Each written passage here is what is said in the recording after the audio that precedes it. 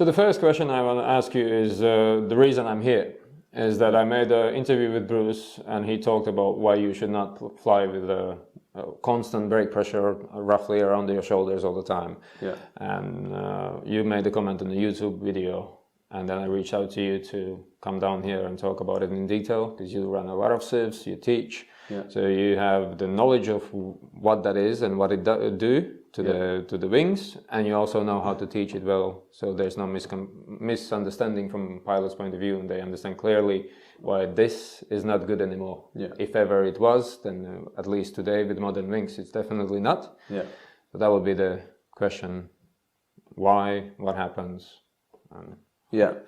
So in Bruce's video, he talks about flying hands up rather than at the contact point. And I had when he first said that, I had a couple of students. I hadn't seen the video yet, and a couple of students said, "Oh, well, Bruce said you have to fly with hands up." And I hadn't seen the video, but I knew that Bruce hadn't lost his mind, and I was like, I know he might have said hands up, but what he means is contact. You know, if you release and have slack lines, then you can't active pilot, you can't feel collapses coming. So yeah, it was just one thing taken out of context, and that whole video is great knowledge from Bruce, in that when back in the day, min sync was pulling quite a bit of deflection, and now it's pretty much the contact point. So you need that contact. I recommend taking a half wrap, so you've always got the feeling in the brakes, not putting your hands through, because in case you've got winter gloves, you can't pull your hand out. Not just flying like a beginner, because you don't feel the same way, but always just having that contact. And if you pull more than that, then you're actually degrading your glide.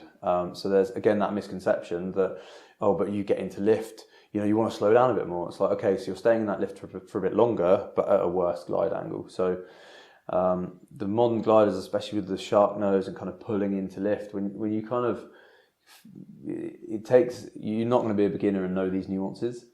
But when you actually learn to use these wings, they're beautiful to just let them fly a little bit, but never just with your hands completely up. So hands up means contact, not deflection. Yeah, I spend a lot of time on comments saying that that's what he meant. In the aftermath, but and when you pull the deflection as well, all wings these days have got reflex built into them. And there's a fine balance with too much reflex and you destroy the performance of the wing, but you make it much more pitch stable. And then when you get rid of it, then you're actually cambering the wing the way it's going to shoot, and it makes it much more aggressive.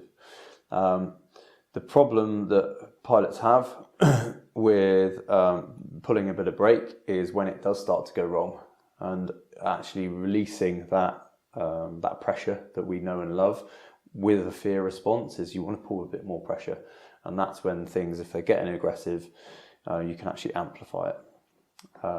So we deal a lot here with people's natural instincts, because it's all well and good having the technical knowledge of what to do, but you have to pass that through a filter of what is an actual human going to do.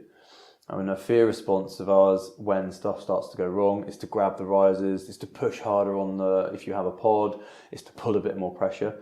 And if you've just started to spin your wing or go parachutal, that pressure just drops slightly, and people try and refine the pressure that they know and love, and they get themselves into a cascade event.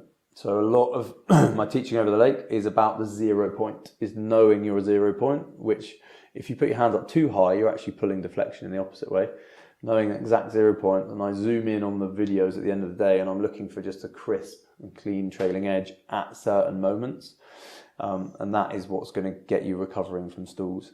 And you can be pretty sloppy when you're doing something dynamic. You can catch early and you get away with it, but the second you depart from flight, we have this parachutal zone in front of us that if you catch it, you'll get into a cascade. It will restall very easily.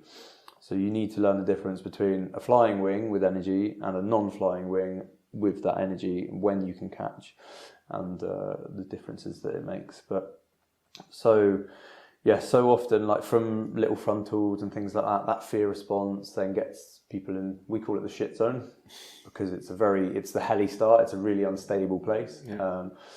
And when people get in the shit zone, they try and overpilot it, and they need to know that 0 point and the late catch. And the other thing with a late catch is that it's all in the head, because all you're doing is moving your arms up and down. And our natural instinct is to catch early. So I don't need to do any training to catch early, because people will. So we have to train the pilots to catch later and later, because it's a real mind game to like we spend a lot of time on rapid exits and big shoots and the real preciseness of the catch and release, and just getting people to catch later and later and later, because it builds them up then to not get into a cascade event when we start doing stalls and stuff. And it's just all in the head, like, okay, I'm gonna let this glider shoot with full energy, hands right up, I don't care, give it that reflex, reload it vertically. So we can talk about the whip effect in a minute, maybe on another video, stay tuned. And letting it shoot with your hands up, taking all that power away. Once you learn the preciseness of the catch and release, you'll never get yourself into a cascade event. So for me, the two biggest situational awareness things is stopping rotations, because they're the biggest killer in our sport, and the catch and release. When you understand that if the glider's moving, you can use as much brake as you want. Second the glider stop, put your hands up and refly. Then you won't ever find yourself in this cascade event. Then you won't ever need the reset of the stall and so on and so forth. So if you have a good catch and release, so you know glider's moving, brakes, glider stop, release, you'll never be in a cascade where you need to stall out of it. That's pretty straightforward and simple. There we go. Thank you for that. We'll go to the next video.